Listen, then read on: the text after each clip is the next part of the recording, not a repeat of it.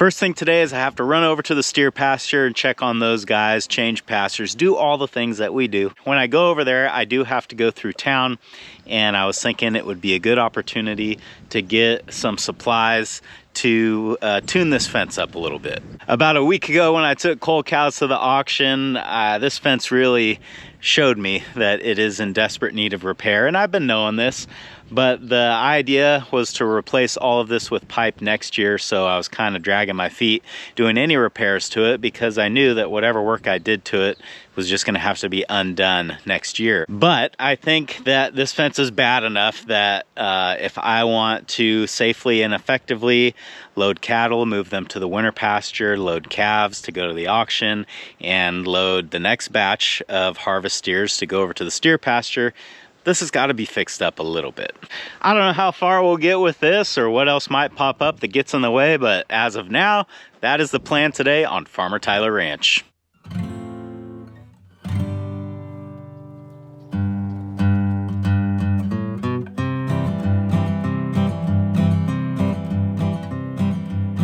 We're over here at the steer pasture now, and today I'm changing up their rotation a little bit.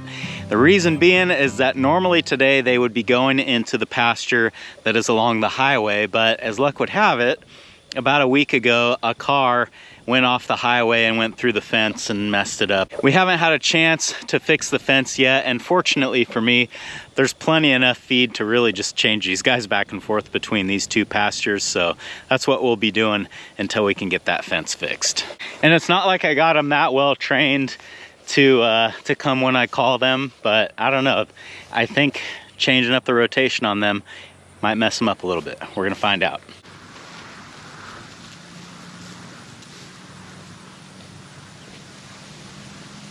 Come on, boys.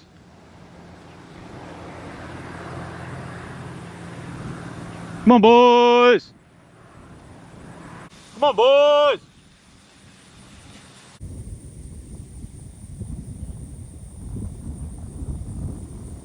You know, they're kind of slowly coming one step at a time. I'm gonna try a technique that works with dogs and kids, and that is you call them and then you hide and they want to come find you. Come on, boys.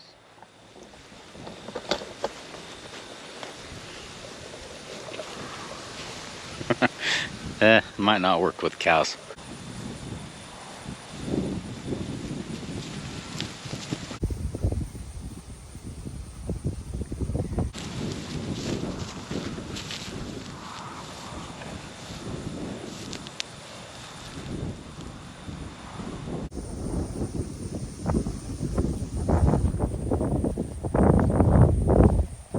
Well, you know, they're showing improvement, but I still think I only give them about a C- on that move.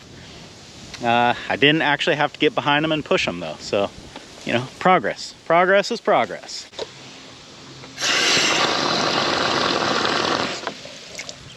Before we leave, I notice an issue over here. The sprinklers are going, but they have like basically no pressure. And probably what that means is that the filter feeding the sprinkler line is clogged. So I just want to go verify that that's what's going on. Sometimes the filters have a little flush valve that you can open and it'll shoot all the junk out of there, and then they start working good again. So we'll walk over here, try to figure out what's going on. This is the filter for the sprinkler system, and it looks like our pressure in and our pressure out are pretty close to each other. So if the filter was clogged, we would see quite a big differential here. Like if we've got 50 PSI coming in, there would only be like 25 or 30 coming out. That would indicate a clogged filter. This is not what I'm seeing though, so I think the filter is okay, and there just must be something else going on. Boy, when they do finally get back out here, they're gonna have enough grass to last them a month.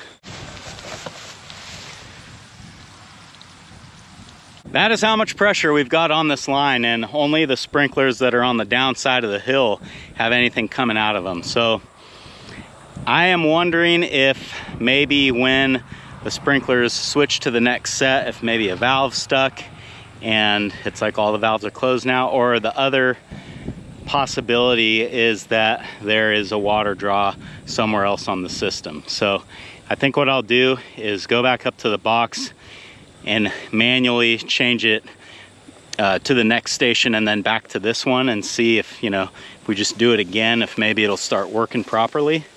And if not, then I'm not really sure. Probably have to call the landowner at that point. The more I'm thinking about this, the more I think it's gotta be a stuck valve, because on the gauges on the filter, the pressure was almost equal. And when everything is running properly, you should see a little bit of pressure drop after the filter, and there was really none. So that would indicate that, you know, the line is closed up and the filter side and the supply side both had a chance to equalize. Also, if there was a leak or someone was using water down the line here that I just don't know about, then we again would see that pressure differential between the filter side and the supply side. So let's try messing with these valves a little bit and see if that doesn't fix it. Well, there you go. Starting the next valve on the sprinklers, you can see they're all working properly, so there's a valve issue. Let me try to put it back on the station that it was on and just see if, you know, maybe exercising that valve a little bit fixes it. And I also see I have a geyser down there I need to fix. Well, I tried cycling the valves back and forth a couple times, and the one that it's on right now just never would run right. So this is just looking like a phone call to the landowner. Back here at the ranch now, I'm gonna get this stuff unloaded and then run back home, get my tools side by side, all that good stuff, and we can get started.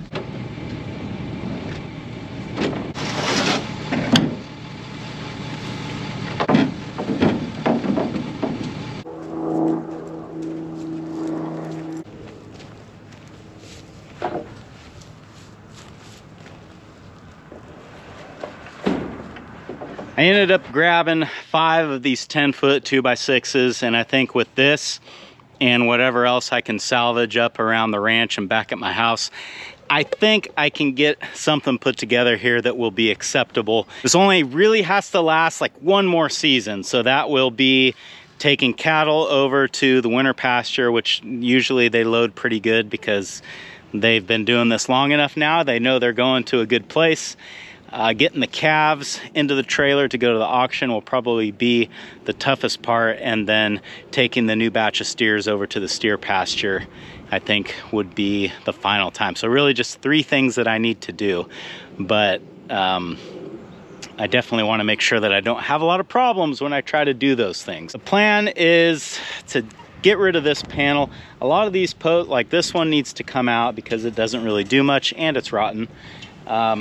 I wouldn't mind having another post here, and I've got some old junker ones that I could put in there, so I'm not too worried about that. This post to me is too short. I'm gonna put some extensions on the side and maybe try to get this up about another foot, and I would like to put another board. So right now we've got 4. I'd like to make this a 5-board fence, and if it's a little bit taller, even if it's weak, it's just like visually intimidating enough to where they won't try to jump over it, hopefully. And if you're wondering why didn't I save all the boards that I had down here from the fence line that I replaced here a couple weeks ago and use those boards on this fence, I'm also wondering that. That probably would have been smart. I know that a lot of those boards weren't in great shape, but be that as it may, I still might end up pulling some off of the junk pile down there and reusing them down here. We'll just have to see what I need and what is down there, because those were pretty rough, but there might have been a couple that were maybe salvageable. So if we get to the point where we need some more lumber, then that'll be the first place that I go look. While I was at the hardware store, I grabbed myself a bunch of 60-pounder bags of concrete here. This has nothing to do with the fence project. I'm going to use these to make my ramps going into the round bale feeder. And as luck would have it, we're due to get like some showers tonight and tomorrow morning, so I don't want to leave these in the back of the truck. I think I am just going to stuff them in the side of the barn here so that they'll stay dry, and then when I am ready to do this project, they'll be right here. I won't have to tote them too far.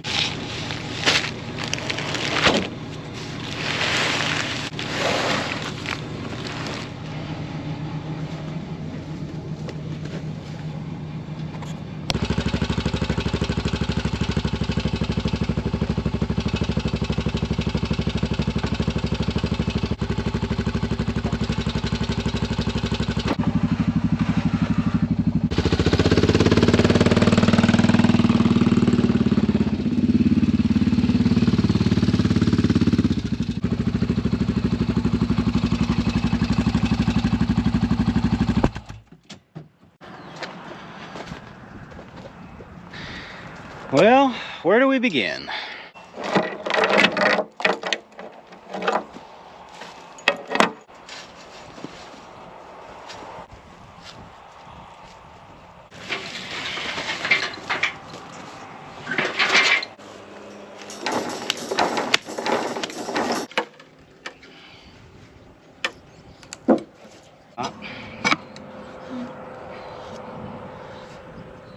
Too tough to get out, are they? Land. That's what happens. Yeah. Basically what I'm trying to do here is just get rid of anything that I'm not keeping, which sadly is not as much as I would like it to be. I'm trying to reuse all of this old stuff, even these nasty old boards that are all cracked out and rotted on the ends. I've got a way that I think I can kind of limp these along a little bit further, but I'm not going to worry about that right this second. I think the first thing that I would like to do is fill in this big gap here because, you know, you just never know. I might need to run a cow in here tomorrow or something. And if this is all down, then I'm up a creek without a paddle. So I think I'll kind of focus my efforts here. Well, whenever I put these boards up, I don't know why, I didn't match them to the boards that used to be up here, so these tabs are long. I think what I'll do is pull the screws out, put new screws in with some pilot holes so it doesn't crack this board, and then I got to cut these at the middle of the post so that I can put the new boards on.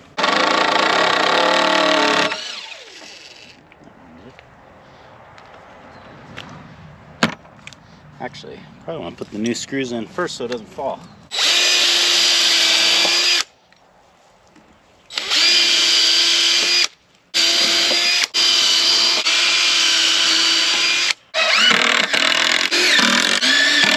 Pretty much build everything with screws now, but especially something that I know I'm going to tear down in the near future because this will come apart so much easier if I don't have a bunch of nails in here.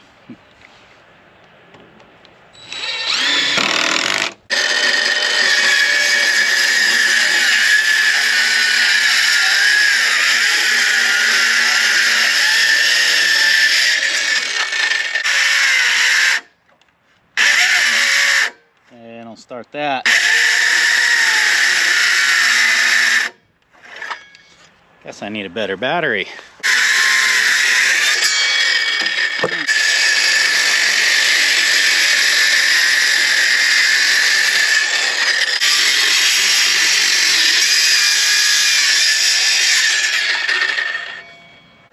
This is as good as any.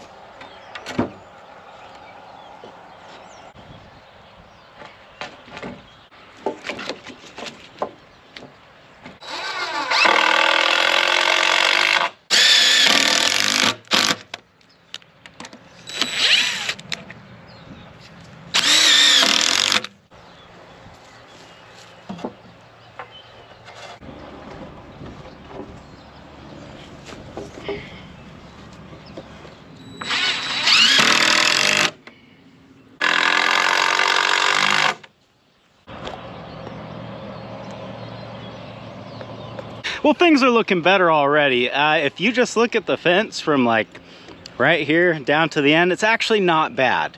It's right here to that end is now what is in desperate need of some help. And you'll notice the problem that I face here now is that these posts are too short to accommodate this top rail that I'm trying to add here. So I've got a solution for that. But I don't think I'm going to get to that today because I still have to go move cattle and I've got to do a few other things this evening, and I'm just running out of time for this project for today. But I got my hole filled in. That was the main thing that I wanted to accomplish. So in that regard, this is a win.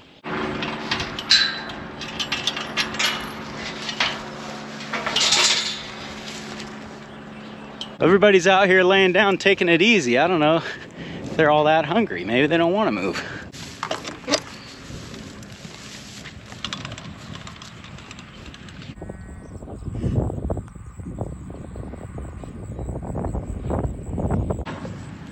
Sorry to bother you. Goodness. I have figured out that when the herd's feeling a little bit lazy, it is definitely worth my time to walk down around here and get behind them and sort of nudge them in the right direction. Go on, guys, you're gonna miss it. Always the calves lagging behind. You're a nice looking steer, aren't you? You're kind of a baby.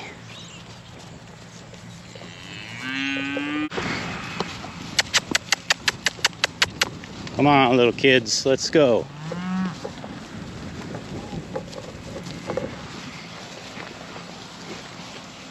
There's old number 19 there. You can see she still does have a little bit of a limp, but she's getting a lot better. Go on, kid. And now I'm seeing number 24 is limping a little bit, look like on her front foot. I don't know what the deal has been this year, but we've had a lot of foot problems, a lot more than normal.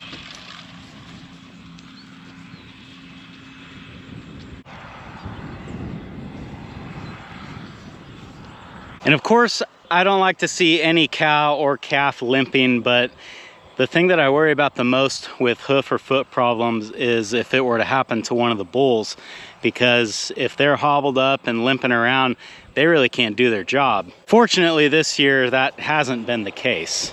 And speaking of the bulls, I think that their time in with the herd is coming close to an end.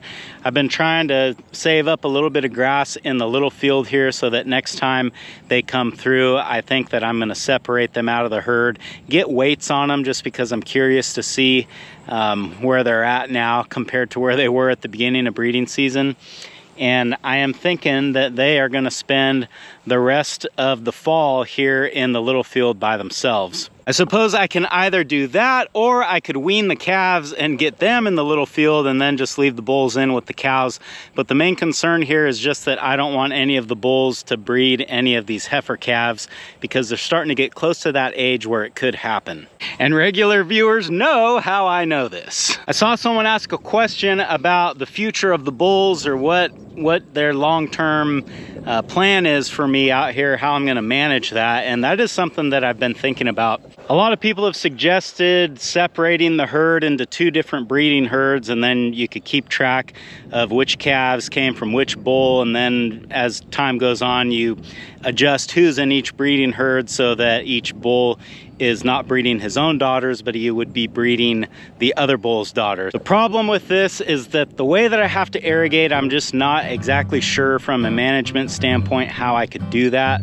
But I've been kicking around some different ideas and I'm hoping that I can figure out something. In fact, this topic might deserve its own video because there are several different strategies that I've thought about trying in order to extend these guys' useful years here on the ranch, and I would like to run them by you, the audience, and see what you guys think. Thanks for hanging out with me today, guys, and I hope I'll see you again on Farmer Tyler Ranch.